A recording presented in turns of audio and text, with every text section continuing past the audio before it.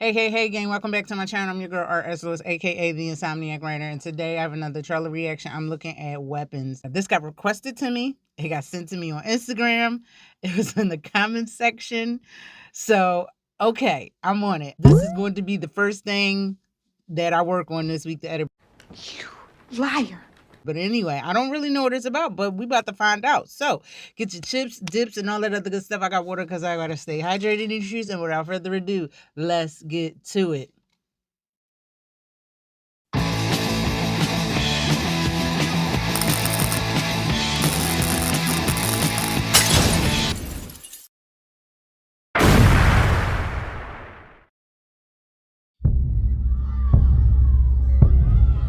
This is a true story that happened in my town. So this one Wednesday is like a normal day for the whole school. But today was different. Every other class had all their kids.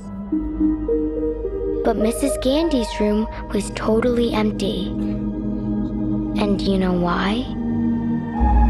Because the night before, at 2:17 in the morning, every kid woke up, got out of bed, walked downstairs, and into the dark. And they never came back.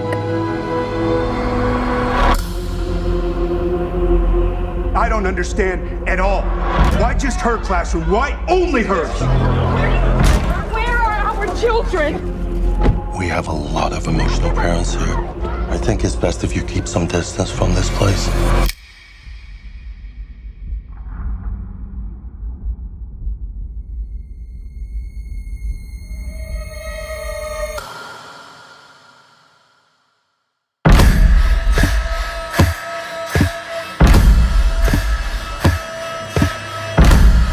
Matthew, where are you?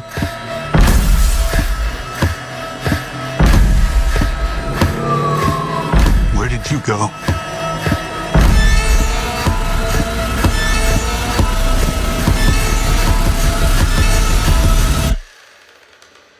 This is where the story really starts.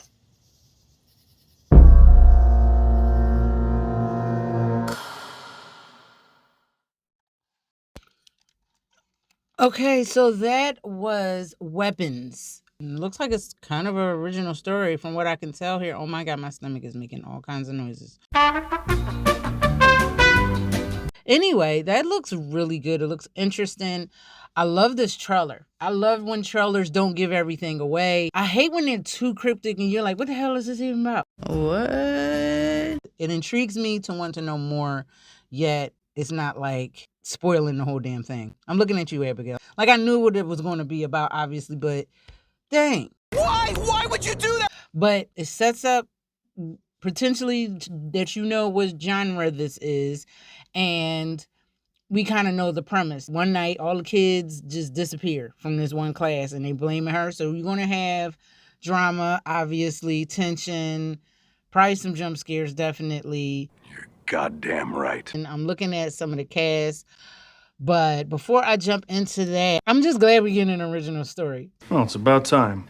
This was supposed to go to Jordan Peele's Monkey Paw because they were in a bidding war, but it ended up going to New Line Cinema. I think they won it for like $38 million or whatever. So Universal and Monkey Paw and all of them, they lost to New Line Cinema. And that's okay. Like Netflix was in on it, TriStar Pictures. Apparently Jordan Peele let go of some people, or they left, they parted ways after they lost this bidding war. It'd be like that. Fun fact, Pedro Pascal is supposed to be in this. If you look this up on Google, you're going to see Pedro Pascal's name up there because he was originally slated for one of the leads in this. But he dropped out because he was filming Fantastic Four. I'm not sure if he was still wrapping up Last of Us, but I know for a fact he had commitments to the Fantastic Four, so he could not. So Josh Brolin was already in talks, and since they not bringing him back to the MCU, How dare you? so yeah, there's that. It's inspired by Magnolia, Paul Thomas Anderson's film, and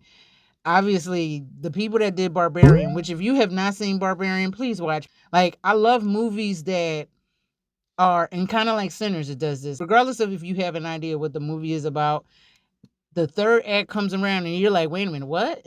Get the flip-flop shit on me. So it seems like that's what this film may do. Like, it may start off with a kind of a drama type of thing, and then it kind of goes into horror, or it might start as horror and then go somewhere else. If that's what it does, I'm all for it. As to why they chose that name Weapons, I'm still trying to figure that out. Is it no weapons formed against me or something? Is it a biblical reference? I don't know. Anyway, let's jump into this cast. We got Julia Garner. Speaking of the MCU, I guess she was able to do it. I don't know why Mr. Pedro Pascal. No, they both in the same movie, but I'm assuming her role in it might not show up until midway in the movie somehow. Like, they'll be building up the character, Marvel's first family, where then middle of the movie, here she come, and then we got to worry about Galactus. So I don't know why. Maybe she had less scenes than he did, but she didn't have any scheduling conflicts. Outside of that, she has had an amazing resume. She was just in The Wolfman last year. She's in The Assistant, Ozark. Like, she could switch up the accent and everything. As for mentioned, Josh Brolin playing Mr. Graff. His character was originally slated to be played by Pedro Pascal, who is having an amazing year, by the way. Hello, I like money. So Josh Brolin was already in talks for something, so they were like, hey, do this movie. He's like, sure. And I love Josh Brolin. I mean, he's acting royalty. I haven't watched anything that he was in that I didn't like. Obviously, he was Thanos. But he was in Men in Black 3. He played a young Agent K. And it was like, wow, he really did sell it. He seems like he's a grumpy grump, but he's not. Like, I don't know him personally. Obviously, I'm talking like I know him. But they say that he's kind of a silly, light-at-heart type of person. Moving on, we got Benedict Wong playing Andrew. He's been in some things. Annihilation, Doctor Strange. He was in one of the Avengers movies. I think the last one. The Martian. Oh my God. Who's not in the MCU in this damn movie? Or any movie. Everybody been in the MCU. There's no actor that hasn't been in the MCU. As far as I can say, except for what? Keanu Reeves? He's been in a comic book movie, but not in the MCU. I'm glad to see him in something kind of serious. Moving on, we have June Diane Raphael. What was she in? She was in something that was funny. A few moments later. Forgetting Sarah Marshall. Year One, Long Shot, Unfinished Business. So she has a lot of comedic stuff on her plate. Apparently, she was in 3 episodes of Abbott Elementary, which I know I'm going to do better. I'm going to do better with watching that. Calm down. But she's been in a few episodes of American Dad. Who did you voice in American Dad? Greta Bubblewater and Cyborg Woman. Okay. We have Austin Abrams. He was in something that what was it? Do Revenge. I was just talking about that. He was in Scary Stories to Tell in the Dark. He was the one that, I think he was the first one to die that was hitting on the scarecrow, and then, cutscene, and yeah, the scarecrow got him. Moving on, we have, oh my God, IMDb.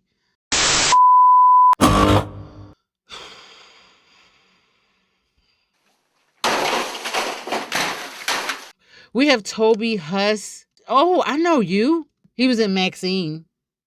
Oh, yeah. They did like a biopic on Marilyn Monroe.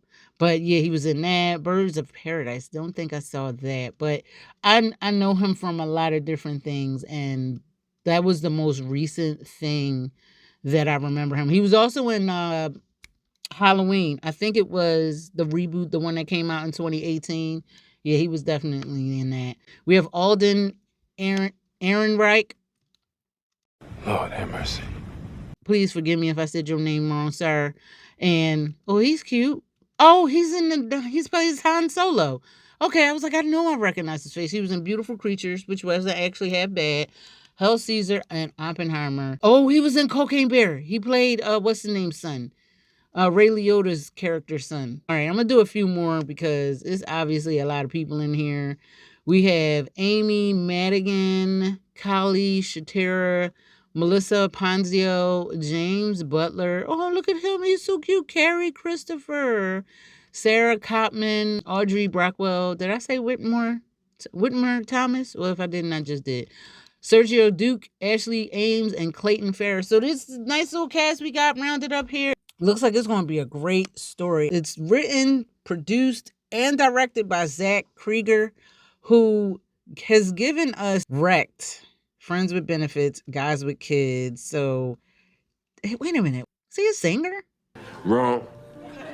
So he just gives me, he was in a rock band at some point in his life. I mean, we around the same age, so it could be that. Anyway, he did Barbarian, and I love Barbarian. So for those of you who are criticizing certain, filmmakers in the industry, there are people that write, produce, and do their own thing. And I think a lot of studios are grabbing a hold of this because they can't make, original shit. So it's like sequel, prequel, retcon, whatever, reboots and all this other stuff, remakes and everything. That shit doesn't work. When you have an original story, people are scooping up, because just look at Terrifier, for example. That was an original story that Damien Leone put together, and he funded himself. He did his little fundraisers. I think he did a Kickstarter or something. I don't even remember, but that third one came around and they threw money at that, and that made a lot of money. Y'all want to see a horror movie that made bank? Like, I think they tripled their budget, if I'm not mistaken. I know they definitely did with part 2. So it just goes to show now that these film production companies are like, oh, you know what? Maybe we can make original stuff. We don't have to suck and milk nostalgia bait people and all this other stuff. And I'm all here for it. So it looks like we have a release date of August 8th, 2025. Now, it was slated to come out next year, but apparently they pushed this all the way back. So I hope it does good. They said they did do like a test screening, and it got a lot of positive feedback from the test screening. And Warner Brothers was like, we ain't waiting. I'm scared because Warner Brothers be doing stuff. They be doing the most. Oh shit. Here we go again. But hopefully, Zach Cregger, I hope he stuck to his guns and didn't let them do anything else that he didn't want to do. So we're getting this movie a couple months in advance, and the only time will tell. So, what did you think of Weapons 2025, the trailer? Did you like it? Did you love it? Did you hate it? Are you going to go watch it? Leave your comments down below, because where else you're going to leave them? And before you go, make sure you like, subscribe, and hit that bell so you can be notified of other videos and stuff. And that's about it. I'm about to get out of here. I think I said everything I needed to say. I'm not doing this with you. I was trying not to ramble, but I did. But yeah, so thank y'all for suggesting this. If you have another trailer you want me to look at, drop it down in the comments below or DM me. I'm at Insomniac Writer at all socials. I want to thank y'all for the love. We almost at 1,200 subs? Yeah. Thank y'all. Anyway, I'm out of here, guys. Take care. Be awesome. Be you. But above all else, love yourself. And I'm out. I don't know what that was.